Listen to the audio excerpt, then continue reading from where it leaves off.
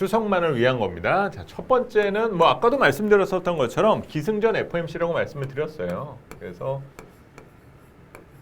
FOMC에 대한 내용 등이 가장 중요하고 뭐 테이퍼링이 시작된다라는 부분을 우리가 그렇게 과장되게 뭘 봐야 될 내용들은 분명히 아닙니다. 상당히 시장의 유동성 공급에 대한 속도를 조정한다는 의미지 본격적인 긴축이나 이런 말을 할 단계는 분명히 아니다는 거고요. 또 하나 실질적인 긴축의 방향을 긴축과 관련된 정책이 가동된다라고 했을 때는 그것을 감당할 만한 시장 체력과 경제 체력을 가졌을 때 가능하다라는 거죠. 그래서 이 내용이 금융시장 그리고 미국 주식시장, 자산시장에 직접적으로 타격을 줄 만한 내용은 아닌 거고 우리가 이런 식으로 변해가고 있다. 그것을 여러분들이 느껴볼 수 있는 그런 의미다라고 볼 수가 있어요. 그런데 이제 굳이 체크를 해보게 된다면 여기에서 밝히는 테이퍼링의 가동 시점과 그 규모 이것의 뉴스를 보았을 때 무엇이 반응하는 것? 달러가 반응하는 거를 여러분들이 꼭 체크는 하셔야 된다는 거예요. 그리고 이 달러와 연동되어서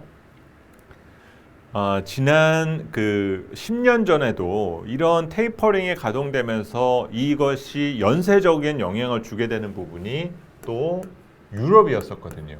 결국 현재 세계 경제를 양분하고 있는 이 두 거대 경제권에서의 유동성에 대한 흐름이 통화 가치에 대한 영향들 그리고 유동성의 흐름을 읽어가는 데 있어서 가장 중요한 부분이 된다는 점입니다.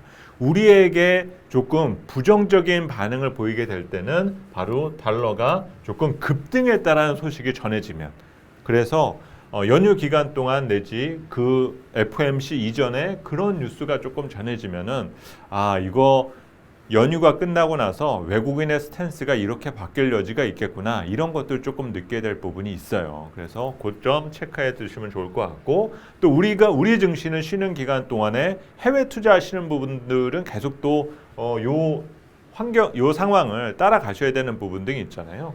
만약에 달러가 계속적으로 조금 강세 기조를 더 강화하는 느낌이 든다. 그렇게 된다면 오히려 우리나 신흥시장보다는 선진시장에 대한 웨이트를 조금 더 높일 것에 대한 전략을 앞으로 개혁하는 부분 등이 중요한 부분이더라 보여집니다. 자, 두 번째 체크해야 될 것은 미국인데요. 뭐 FOMC하고 크게 다르진 않은데 여기서 말씀을 드리는 거는 증시예요. 현재 미국 주식시장의 위치가 7월과 8월까지는 우리와는 똑같지 않았습니다. 오히려 계속적으로 오름세가 이어져 왔는데 9월 들어서 계속 주가가 조금 내리막을 보여왔었던 점이죠. 그래서 월 초부터 현재까지는 계속적으로 빠지는 상황이 나왔었는데 이것이 우리 연휴 기간 동안에 반등할 수 있을 만한 위치까지는 지금 와 있다라는 겁니다. 그래서 그런 반응을 보여주는지 여부가 두 번째 체크 포인트가 될 수 있는 여지가 있고요. 또 이 변화의 과정에서 이제 미국의 어떤 경제의 어떤 순환주기 상 위치가 어느 쪽으로 가고 있느냐 연말 성수기로 향해서 가고 있다는 점이죠. 그래서 지금 뭐 여러 확진자에 대한 문제라든지 또 미국 내에서는 부스터샷에 대한 도입 여부나 이런 많은 환경적 변화 등이 현재 또 일어나고 있는데 결국 경기 민감주들이 전면에 나설 수 있느냐 이거 체크해 나가는 것도 상당히 중요한 의미가 될 수가 있어요. 그래서 우선 저희가 가장 생각할 수 있는 이상적 시나리오는 미국 주식시장이 조금 우리가 쉬는 기간에도 오름세를 이어갈 수 있는 그 상황. 물론 FOMC에 대한 경계감 때문에 그 상승 탄력은 그렇게 강할 것 같지는 않습니다. 하지만 선제적으로 지금 9월 들어서 조정을 받았었던 점이 있는 만큼 추가적인 조정이 우리에게 그렇게 불편함을 가져다 줄 것 같지는 않다라는 거죠. 그래서 현재 우리 시장 위치가 그렇게 나쁘지는 않다. 가정을 해볼 수가 있습니다. 두 번째는 마지막 세 번째는 중국인데요. 자, 중국도 우리와 같은 이런 추석 명절이 있고 또 중국은 10월 초에 또 긴 연휴가 또 있죠. 그러다 보니까 이 중국에서 나오는 부분에서의 관심은 역시 정책 쪽입니다. 앞서 헝다그룹 관련된 내용이나 최근 플랫폼 기업들 여러 산업에 대한 규제 관련된 이슈 등이 나오다 보니까 이 중국에 대한 변수에 대해서 상당히 불편하고 부정적으로 인식하시는 경우들이 조금 많은 편이신데요.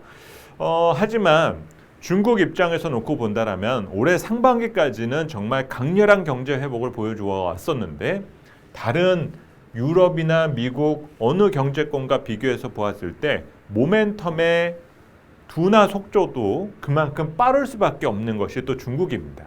지금 규제라고 하는 부분 등은 과잉을 조정하겠다라는 것이지 그 해당 산업을 죽이겠다라는 뜻이 아닌 거거든요. 그러면 요즘 중국에서 나왔었던 규제의 대상이 어디였을까? 이거 우리가 한번 잘 생각해 보면 어디였을까요? 한번 그 범주를 다 묶어서 보면 서비스였죠. 중국은 금융 서비스, 플랫폼 서비스, 교육 서비스 이런 분야에 대해서 지금 과잉 상태에 있다라고 판단을 하고 있는 거죠.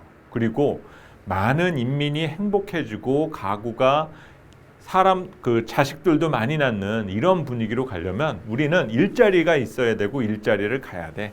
그래서 어느 쪽을 지원을 하려 하느냐. 제조 부분을 조금 더 강화하기 위해서 이 밸런스를 되찾고 싶어하는 것이 현재 중국이라는 거죠. 그래서 제가 말씀드리는 이 정책적인 부분은 계속 규제와 관련된 내용만 연말 앞으로 계속 나온다라 볼 수는 없다라는 거죠. 한쪽에서 규제하는 부분이 있으면 분명 한쪽에서는 지원하는 내용들이 등장할 수 있는 여지 등이 크다라는 겁니다.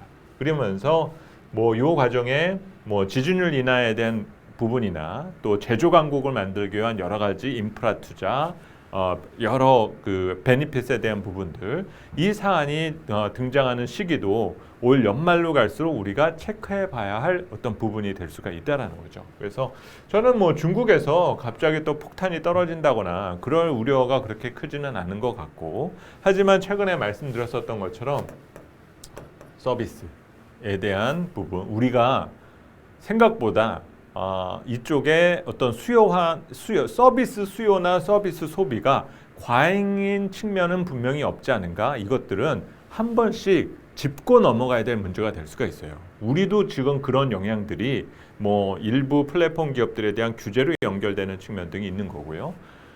어떻게 서비스 과잉인 거를 우리가 체크해 볼 수 있습니까? 여러분들 카드 내역서만 한번 보셔도 느끼실 수 있는 거예요.